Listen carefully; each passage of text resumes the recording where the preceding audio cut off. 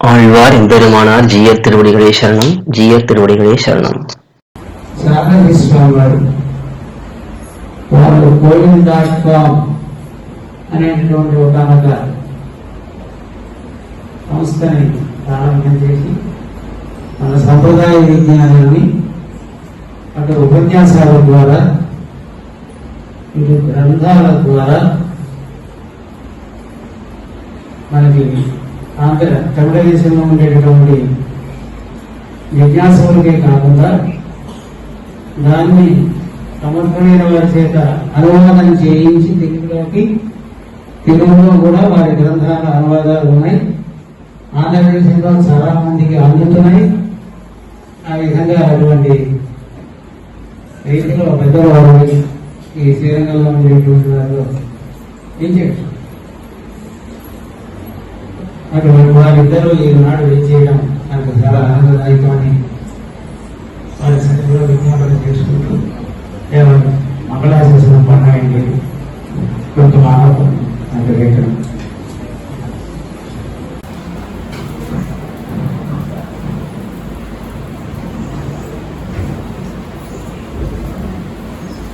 ஆழ்வார் எம்பெருமானார் ஜீயர் திருவடிகளே சரணம். ஜீயர் திருவடிகளே சரணம். இங்கே கூடியிருக்கக்கூடிய பெரியவர்கள் சுவாமிகளிடத்திலே அடியனுடைய பிரணாமங்களை தெரிவித்துக் கொண்டு ஓரிரு வார்த்தைகளை இங்கே விண்ணப்பம் பண்ணுகிறேன். நம்முடைய ஸ்ரீ வைஷ்ணவ சம்பிரதாயத்திலே அருள் செயல்களுக்கு மிகவும் முக்கியத்துவம் உண்டு. சுவாமிகளுக்கு விஸ்தாரமாக எடுத்து அருள் செய்தார். திவ்ய பிரபந்தங்கள் இவை எதற்காக ஏற்பட்டிருக்கின்றன என்று பார்த்தோம் என்றால், சம்சாரத்திலே நமக்கு விரக்தி ஏற்படுத்த வேண்டும் என்பதற்காகத்தான் இந்த திவ்ய பிரபந்தங்கள் இருப்பதற்கு காரணமே. இதை நமக்கு நன்றாக காட்டிக் கொடுத்தவர் யார் என்றால் நம்மாழ்வார். முதல் பாசுரத்திலேயே பொய்கின்ற ஞானம் பொல்லாவளுக்கு அழுக்குடம்பு இனின்ற நீர்மை இனியாம் உலாமை என்று ஆழ்வார் இந்த சம்சாரத்தினுடைய தாட்சியை தான் முதல்ல எடுத்து எம்பெருமானத்தை விண்ணப்பம் பண்ணுகிறார். இது எம்பெருமானுக்கு தெரியாதான இந்த சம்சாரம் தாண்டது என்பது அவனுக்கு நன்றாகவே தெரியும். இருந்தாலும் தன்னுடைய கஷ்டத்தை, இந்த சம்சாரத்தில் தான் படக்கூடிய கஷ்டத்தை எம்பெருமானுக்கு வெளியிட வேண்டும். அது மட்டுமல்லாமல் இதை கேட்கக்கூடிய ஜனங்கள் அவர்களுக்கும் இந்த சம்சாரத்தினுடைய தாழ்ச்சியானது தெரிய வேண்டும் என்பதற்காகத்தான் முதலிலே இந்த சம்சாரத்தினுடைய தாழ்ச்சியை எடுத்து ஆழ்வார் அருளி செய்தார். அது மட்டும் இல்லாமல் திருவாய்மொழி திவ்ய பிரபந்தத்திலேயும் முதலிலே எம்பெருமானுடைய பரத்துவத்தை காட்டினார். உயர்வர உயர்நலம் என்கிற பதிகத்திலே எம்பெருமானுடைய பரத்துவத்தை காட்டினார். அதற்கு அடுத்த பதிகம் பஜனீயத்துவம், எம்பெருமானே பஜனீயன் என்பதை காட்டுகிறார். அப்படி காட்டும் பொழுதும் கூட வீடுமின் முற்றவும் என்று இந்த சம்சாரத்தை முதலில் விட வேண்டும். இங்க இருக்கக்கூடிய ஆசைகளை விட்டால்தான் எம்பெருமானையே பற்ற முடியும் என்பதை ஸ்பஷ்டமாக எடுத்து காட்டுகிறார். எறும்பியப்பா மணவாள மாணவர்களுடைய அட்டதி கஜங்களிலே ஒருவர். அவர் தம்முடைய தினசரியாவிலே, வரவரமணி தினசரியாவிலே தத்துவம் திவ்ய பிரபந்தானாம் சாரம் சம்சார வேலினாம் என்று மிக அழகான ஒரு ஸ்லோகத்தை அமைத்திருக்கிறார். இந்த திவ்ய பிரபந்தங்களுடைய குறிக்கோளே சம்சாரத்திலே விரக்தி ஏற்படுத்துவதுதான்.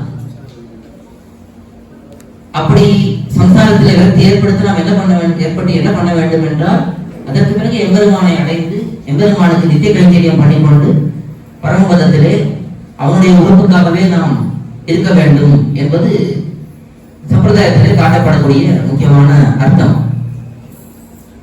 அப்படிப்பட்ட உயர்ந்த அர்த்தங்கள் நமக்கு எப்படி கிடைத்தன என்று பார்த்தோம் என்றால், அது ஆழ்வாருடைய அனுகிரகத்தாலே தான் நமக்கு கிடைத்தது. நம்மாழ்வாருடைய அனுகிரகத்தாலே தான் நமக்கு பூர்த்தியாக அது கிடைத்தது. ஏன்னா ஆழ்வார்கள் காலம் கலியுகத்தினுடைய ஆரம்பத்திலே, துவாபர யுகத்தினுடைய முடிவிலே, கலியுகத்தினுடைய ஆரம்பத்திலே. ஆனால் அந்த காலத்திற்கு பிறகு ஒரு பெரிய இருண்ட காலம். திவ்ய பிரபந்தங்கள் எங்கே போயின, யார் அதை சேவித்தார்கள், இது எதுவுமே நமக்கு தெரியவில்லை. அப்படி இருந்த காலத்திலே ஸ்ரீமன் நாதமுனிகளுக்கு தான் ஆழ்வாருடைய திருவாக்கு ஆறாவதே என்கிற அந்த பதிகத்தினுடைய அற்புதமான அனுபவமானது நாதமுனிகளுக்கு ஏற்பட்டது. அந்த ஆழ்வாருடைய பாசனத்தினாலே தான் திரும்பவும் நமக்கு திவ்ய பிரபந்தமே கிடைத்தது. 4000 திவ்ய பிரபந்தம் நமக்கு எப்படி கிடைத்ததுன்னா ஆறாவது பதிகத்தினாலே தானே. திருக்குடந்தை பெருமானுடைய அனுகிரகம். காட்டு மன்னார் கோயிலே அடியார்கள் வந்து அங்கே சேவிக்கும் பொழுதுதான் இந்த பாசனங்கள் இருக்கே என்பதையே ஸ்ரீமன் நாதமுனிகள் தெரிந்து கொண்டு அவர் இந்த பாசனங்களை எப்படி நாம் பெறுவது என்று மிகவும் பாதித்துக் கொண்டிருந்தார். குருவும் சடவுடன் என்று கடைசி பாசுரத்திலே இருப்பதனாலே இதை அருள் செய்தவர் திருக்குறுகூரை சேர்ந்த சடகோபன் என்பதை அறிந்து கொண்டு திருக்குறுகூருக்கு ஸ்ரீமன் நாதமுனிகள் எழுந்தபடி அங்கே இருந்தவர்களிடத்திலே பிரார்த்திக்கிறார். ஆழ்வாருடைய பாசனங்களை சொல்லிக் கொடுங்கள், அடியனுக்கு தெரிந்து கொள்ள வேண்டும் என்று மிகவும் ஆசையோட பிரார்த்திக்கிறார். ஆனா அங்கே இருப்பவர்கள் சொல்கிறார்கள், எங்களுக்கு ஆழ்வாருடைய பாசனம் தான் தெரியவில்லை, அதெல்லாம் மறைந்தே போய்விட்டன. எங்களுக்கு தெரிந்தது கணித திருத்தாம்பு என்கிற ஆழ்வார் விஷயமான பாசனங்கள், ஆழ்வாரை கொண்டாடக்கூடிய அந்த பாசனங்கள் தான் எங்களுக்கு தெரியும். அதை எங்களுடைய பெரியோர்கள் சொல்லிக் கொடுத்து நாங்கள் கற்றுக் கொண்டிருக்கிறோம்.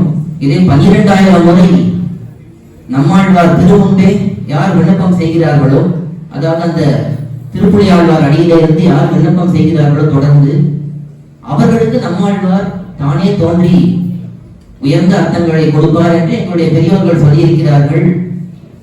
ஆனா எங்களால் யாராலையும் இதை பண்ண முடியவில்லை என்று மிகவும் வருந்தி சொன்ன ஸ்ரீமன் நாதமுனிகள் யோக சாஸ்திரத்திலே வல்லுநராக இருந்ததினாலே அவர் நம்மாழ்வார் திருமுன்பே திருப்புலி ஆழ்வார் அடியிலே வெற்றிருந்து 12,000 முறை கண்ணு திருத்தாம்பு பாசனங்களை அங்கே சேவித்தார், விண்ணப்பித்தார்.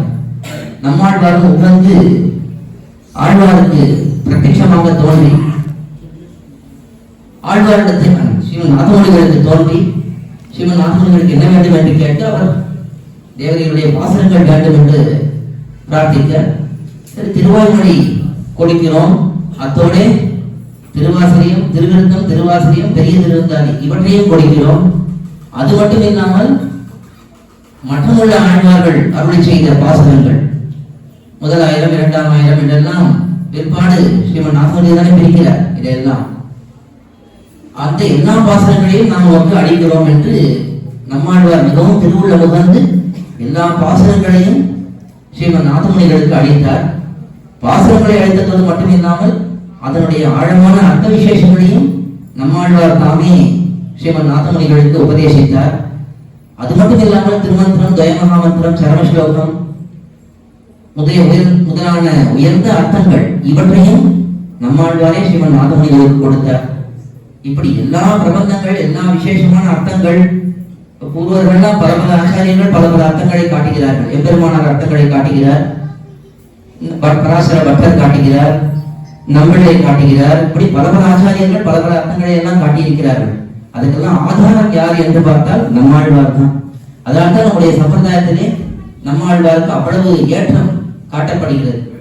குருகூர் என்று காதிலே விழுந்தவுடனே கையை கூப்பிடுங்க, குருகூர் காதிலே விழுந்தால் உடனே கையை கூப்பிடணும் என்று சொல்கிறார்கள். இது கோஷ்டிகள்ல நாம் சேவிக்கிறோம். ஆனா எத்தனையோ பெரியவர்கள் சாதாரணமா பேசும்போது குருகுருனா கூட கையை கூப்பிடக்கூடிய பெரியவர்கள்லாம் எத்தனையோ பேர் அடியை சேவித்திருக்கிறேன். அப்படி இந்த நம்மாழ்வாருடைய வைபவமானது மிகவும் ஆச்சரியமான வைபவம். இது முக்கியமா துகளிர்மா மணிமாடமோங்கிற பதிகம், அந்த பதிகத்தினுடைய அவதாரிகையிலே மிக ஆச்சரியமான நம்மாழ்வாருடைய பெருமையை எடுத்து காட்டுகிறார். அதுல என்ன ஒரு அர்த்தம் விசேஷமா காட்டுறாருன்னா, இதுக்கு கீழுள்ள அனுபவமும் மேலுள்ள அனுபவமும் பகவானை பற்றியது. இந்த துகளிர்மா மணிமாடம் என்கிற பதிகம் நம்மாழ்வாருடைய வைபவத்தை காட்டக்கூடிய பதிகம். அவரே அவருடைய பெருமையை எடுத்து காட்டியிருக்கிறார். இது என்ன அவருக்கு கர்வமான கேட்கக்கூடாது, அவருடைய பெருமை வேற யாரையும் சொல்ல முடியாது. எம்பெருமானே வந்து நின்னா கூட அவருடைய பெருமையை சொல்ல முடியாது. அப்படிப்பட்ட பெருமை அதை வெளியிடணும்னு அவர் தானே வெளியிட முடியும். அதனாலே நம்மாழ்வாருடைய பெருமை துகளிர்மா மணிமாடம்ங்கிற பதிகத்தில் மிகவும் ஆச்சரியமாக காட்டப்பட்டிருக்கும் என்று பெரியவர்கள் எடுத்து காட்டுவார்கள். அப்படிப்பட்ட ஆழ்வாருடைய வாசகங்களுக்கு இங்கே அர்த்த விசேஷங்கள் பல மகனியர்களாலே காட்டப்படுகின்றன. ரகுநாதாச்சாரிய சுவாமியுடைய சதமான உற்சவ வைபவம் இங்கே ஆச்சரியமாக நடந்து கொண்டிருக்கிறது.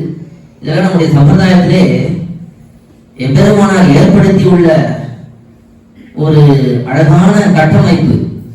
இத்தனை காலம் ஆகியும் அந்த பரம்பரை பிரமாதாக்களை நாம் கொண்டாட வேண்டும் என்பதெல்லாம் நமக்கு நம்முடைய பூர்வர்கள் காட்டின வழி.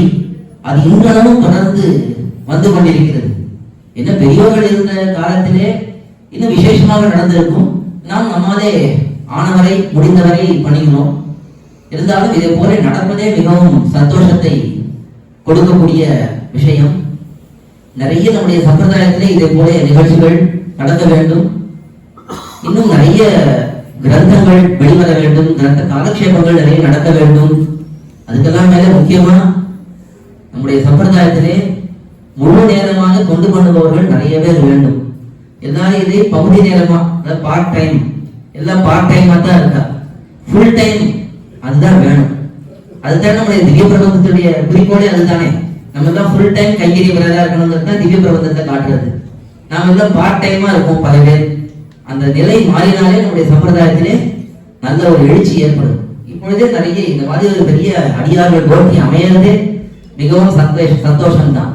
அதாவது இந்த இடத்திலே தாமரை பூத்தார் போலேன்னு சம்சாரம் என்கிற பெரிய ஒரு பாதை உணத்திலே இப்படி ஒரு அடியார்கள் கோஷ்டி நமக்கு அமைவதே நம்முடைய பெரியோர்கள் கொடுத்த அனுகிரகம். நமக்கு நாம் பண்ணின பாக்கியம் தான் இப்படிப்பட்ட கோஷ்டிகள் ஆங்காங்கே இன்றளவும் தொடர்ந்து நடந்து வருகின்றன. இதுக்கெல்லாம் காரணம் நம்முடைய ஆழ்வார்கள், ஆச்சாரியர்கள், அவர்களுடைய அனுகிரகம் மட்டுமே. அப்படிப்பட்ட கைங்கரியங்கள் நிறைய நடக்க வேண்டும். இன்னும் நிறைய கிரந்தங்கள், காலக்ஷேபங்கள், இன்னும் நிறைய இளைஞர்களை கொண்டு வருவதற்கான செயல்கள், இதெல்லாம் நிறைய பண்ண வேண்டும். இது போல பெரியவர்கள் பலரும் பண்ணி கொண்டிருக்கிறார்கள். இருந்தாலும் நாம் எல்லாரும் இதற்கு முனைப்பாக ஈடுபட்டு இளைஞர்களை கொண்டு வரணும். இப்ப இந்த கோஷ்டியிலே பார்த்தோம்னா 40-50க்கு மேலே இருக்கக்கூடியவர்கள் நிறைய பேர் இருப்பா. 25-30 ரொம்ப குறைவாக தான் இருக்கார்கள். 15-10 அதெல்லாம் இல்லவே இல்லை. ஆனா இதுதான் நமக்கு இப்போ மிகவும் முக்கியம். 15 வயதில் இருந்தே சம்பிரதாய அர்த்தங்கள் நாம் குழந்தைகளுக்கு சொல்லிக் கொடுக்க வேண்டும். ஏன்னா அந்த 15 வயதிலே தான் அவர்களுக்கு நிறைய மனமாற்றங்கள்லாம் ஏற்படும். அந்த சமயத்திலே அவர்களை சத்விஷயங்களில் ஈடுபடுத்தி கொஞ்சம் வைராக்கியத்தை வளர்க்க வேண்டும். அந்த காலத்துலலாம் பாடசாலை குருகுலம் அர்த்தா இருந்தது. அப்பா அம்மா கூட இருந்தா நிறைய சௌகரியமா இருக்கும். இஷ்டத்துக்கு எழுந்துக்கலாம், தூங்கலாம், என்ன வேணா விளையாடலாம். ஆனா பாடசாலை என்றால் கட்டுப்பாடுகள் இருக்கும். இந்த நேரம் தான் விளையாட முடியும், இந்த நேரம் தான் படிக்கணும், இந்த நேரம் தான் பொழுதுபோக்கணும் என்றெல்லாம் இருக்கும். அதுக்கு மேலே அப்பா அம்மா கூட இல்லாததுனாலே வந்த பாசம் கொஞ்சம் குறைவாக இருக்கும். சாஸ்திரத்திலையும் சம்பிரதாயத்திலையும் படிக்கிறதுலையும் நாட்டம் அதிகமாக இருக்கும். இப்ப அந்த கட்டமைப்பு குறைந்ததுனாலே நாம் அதை முன்னெடுத்து பண்ண வேண்டும். நம்முடைய கிரகங்களில் இருக்கக்கூடிய குழந்தைகள், இளைஞர்கள், அவர்களை எப்படியாவது இந்த சம்பிரதாய விஷயங்களிலே கொஞ்சம் கொஞ்சமாக ஈடுபடுத்த வேண்டும். அடியுடைய பிரார்த்தனை. இது போல ஒரு சபையில தான் இதெல்லாம் கேட்க முடியும், எங்கேயாவது போய் இதை கேட்க முடியாது. கண்டிப்பாக அடுத்தடுத்த தலைமுறைகள் நன்றாக வளர வேண்டும் என்றால் நம்முடைய குழந்தைகளை நம்முடைய சம்பிரதாயத்தை முதல்ல ஈடுபடுத்த வேண்டும். அதுக்கு நாம் ஆன முயற்சிகள் எடுக்கணும். எவ்வளவு சிரமம் ஏற்பட்டாலும், எவ்வளவு கஷ்டம் வந்தாலும் அந்த முயற்சியை மட்டும் நம்ம விடவே கூடாது. ஏன்னா நெக்ஸ்ட் ஜெனரேஷன் தான் நமக்கு சம்பிரதாயத்தை காப்பாற்றணும். நாம எவ்வளவு நாள் இருக்க போறோம்?